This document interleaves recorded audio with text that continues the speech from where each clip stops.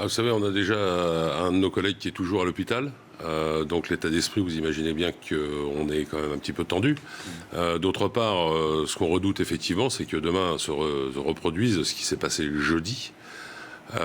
Et ce que nous, on demande, c'est ce qu'on nous donne un petit peu plus de moyens que ce qui avait été déployé jeudi. Il y en aura plus de policiers demain? Alors, il y aura effectivement la totalité des policiers parisiens qui sont mobilisés pour le 1er mai, parce qu'il y a plusieurs cortèges. Mais en même temps, ce qu'on demande, c'est la possibilité. Ce qui est quand même phénoménal, c'est qu'on d'habitude, on est là pour demander des moyens. Cette fois-ci, on a les moyens, mais on demande à ce qu'on les utilise. Ce qu'on demande, c'est la possibilité d'utiliser, le cas échéant, si vraiment ça dérape très fortement, et il y a des chances que malheureusement ça se produise, c'est l'utilisation du canon à eau. Canon à eau, comme le dit le ministre, il faut employer la force strictement nécessaire. Le canon à eau, c'est non létal, c'est très efficace. Le problème, c'est que ça a une connotation un peu particulière. Mais quand on voit l'utilité et l'efficacité du canon à eau, la connotation, elle disparaît par elle-même. C'est-à-dire que vous préférez utiliser le canon à eau plutôt que des flashballs ou des gaz lacrymogènes? Comprenez bien, c'est que le canon à eau, déjà, ça évite d'avoir un nombre de blessés conséquent dans nos rangs, parce que ça permet justement de tenir à distance. C'est un moyen de soutien, qu'on soit bien d'accord, c'est pas la solution. Ça permet aux effectifs qui sont sur les côtés de pouvoir interpeller dans de meilleures conditions. Et ça permet surtout de tenir à distance et de rassembler les éventuels malfrats. Et ça, aujourd'hui, ce ne sont pas des casseurs, ce sont des malfrats. Aujourd'hui, vous n'avez pas la possibilité d'utiliser ces canons à eau?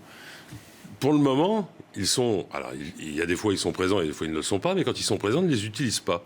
Donc, il faudrait quand même se donner les moyens, cette fois-ci, surtout le 1er mai, surtout sur des manifestations à risque. Et on a vu la violence inouïe de jeudi dernier, parce que ce sont des gens qui sont organisés. On n'est plus sur des petits jeunes qui viennent de droite et de gauche pour piller une ou deux boutiques. Là, ce sont des gens qui ont entre 20 et 40 ans, qui sont organisés, qui ont malgré tout une idéologie. Quand on regarde ce qui est cassé, ce sont des distributeurs automatiques de billets.